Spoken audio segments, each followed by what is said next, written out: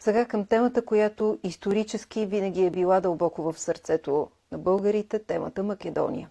Методи Иванов и Мариан Ноев питат: ще изведете ли като приоритет за българската външна политика развитието на отношенията с Република Северна Македония и дали има срокове, в които нашата съседка трябва да изпълни условията, които ние поставихме за започване на преговорите за членство в Европейския съюз?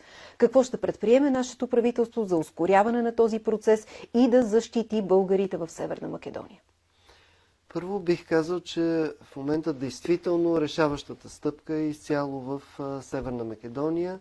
На първо място, за да започнат преговорите за приемане в Европейския съюз, те трябва да променят конституцията си. Очевидно това е труден процес за тях, бих казал, може би и болезнен в известен смисъл, но те трябва да го направят, защото това е в сърцето на така наречения европейски компромис от миналата година, въз основа на френското предложение.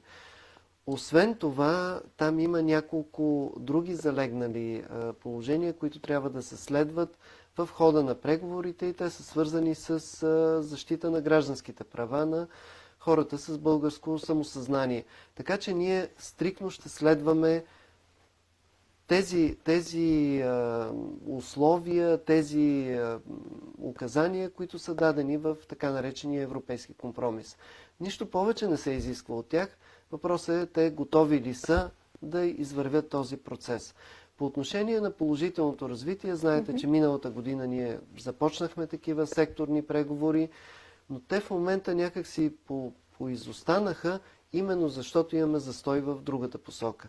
Ние сме готови да продължим работата по коридорите, работата по увеличаване на търговския стокообмен, културния обмен. Там има действително много каквото бихме могли да свършим заедно, образователния, но без да се реши ключовия проблем, няма как да очакваме много сериозни резултати. От наша страна ние сме отворени за всичко позитивно, ще продължим, ще инициираме даже някои нови неща, имаме идея, но истинският слон в стаята е кога те ще могат да приемат промените в Конституцията. Някои гласове и изявления от Европа има и в тази посока. Чувате ли ги и смущава ли ви нещо? Чувам ги. Аз имах разговори с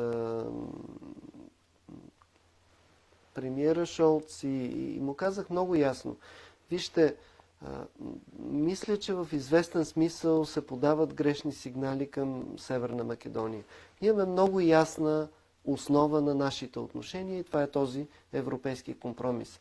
Всякакъв опит да се излезе от него по-скоро ще попречи на процеса, така че нека да се върнем на тази основа и да работим заедно за нейната реализация.